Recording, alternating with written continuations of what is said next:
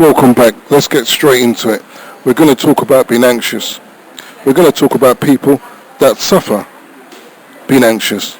Now, there are lots of people around you that suffer from this hidden disease.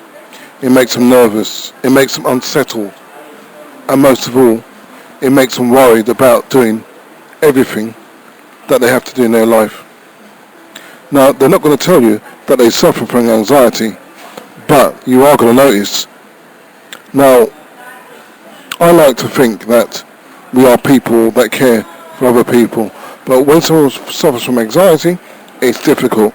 It's gone down to the basics, fight or flight, and that's what they believe.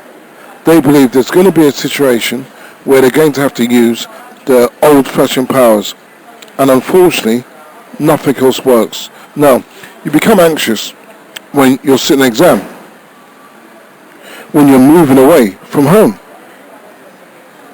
when you're having a baby, preferably not your own, or you've been diagnosed with a serious illness. That's enough to feel anxious. Now, I've got my friend Simi, that's Simi, and she's going to speak to you about feeling anxious and how she deals with it. She's been... Right, okay, so I suffer from anxiety. My biggest one that affects me the most in my day-to-day life, I can't be late. I panic, I get flustered, I get embarrassed, even walking to a room late, I can't do it. I have to be 15 minutes early to every lesson. So if I start at 9 o'clock in the morning, I am there at 8:45. And I've been like this since I could remember. I've always been like this. And how I deal with that, I recognize, first of all, you must recognize it. You must understand this is you. You are you. Embrace it. Love it. Some people wish they can have this kind of timekeeping. They can't. Some people just can't get out of bed. And, you know, it's a good thing to have anxiety because it makes you aware. It's a positive. And take that and hold it and embrace it. So if, for example, myself, if I know I need to be at university for 8:45, I wake up at 6. I allow myself 1 hour to get ready. I don't necessarily need the whole hour, but then I don't feel rushed and I don't feel, so already my nerves are calmed because I'm not rushing. Then 7 to 7:30, I use that window and I have a coffee in the morning. Just to calm myself, look at my day's plan, make sure I've got all my notes ready for the day, make sure I've got all my bits and pieces. That's it. And I give myself that time. Yeah, okay, I have to get up early to do it, but that's because I've recognized it and this is me embracing it by giving myself that allowance. After that, at 7:30, I must leave the house. And then it takes me 1 hour to get to university. My lesson starts at 9. I will reach university 8:30, which allows me more time. So, for example, the train's delayed. That's okay because I've given myself so much time that even if it's delayed, I'm still not going to be late. I'm either going to be on time or I'm going to be early. So so these are things I've put into practice to help me combat my anxiety.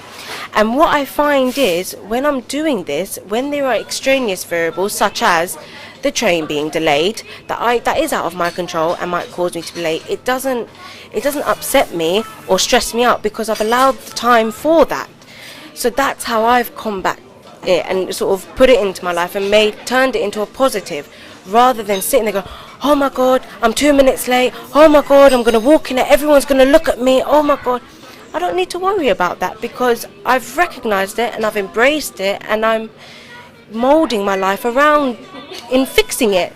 So then now, certain times where the train has been delayed and I feel a bit of anxiety, but then I get over it because I've learned how to, it's okay, Simran, take a deep breath, you're still on time, you've allowed for this to happen, you expected things like this to happen, it's alright, take a deep breath and move on. And by that sort of time, you've kind of talked to yourself, the train's there, time to go. Yeah, it's self-taught and it is me recognizing that unfortunately the world doesn't evolve around me. So either I learn to go with the flow or it's only me that's going to fall behind.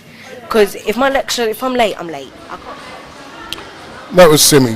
Thank you for your contribution. Now, I know you're going to have questions, so you know what I'm going to say to you. Email me and I'll come back to you. But just a little bit more about anxiety. There is CBT, You can get that or be referred to a CBT specialist from your GP, your doctor, who will be, of course, a caring professional. Also, there is another avenue.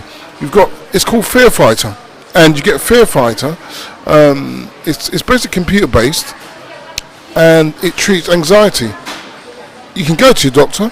If not, go to your local NHS. Hopefully it's still about. That NHS thing is in the book.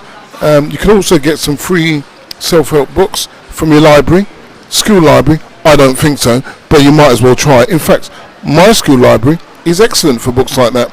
They got some in last time. And you've also got the applied relaxation therapy. Now, this involves learning how to relax all the muscles in your body with ease, and it's really worth it. There's no medication, you haven't got to take anything, and you'll be in the land of the living, as they say, not the land of the dead. Anyway, hope this has been useful. As I said before, you got any questions, just send them to me. And actually, I'm going to have a free leaflet. So if you want a free leaflet, and nothing's really free in life, send me an email and I'll send you the link. In the meantime, learn some more. I will be doing a part 2 or even a part 3, so please look out for it. And don't forget, subscribe. Yes, subscribe. Thank you.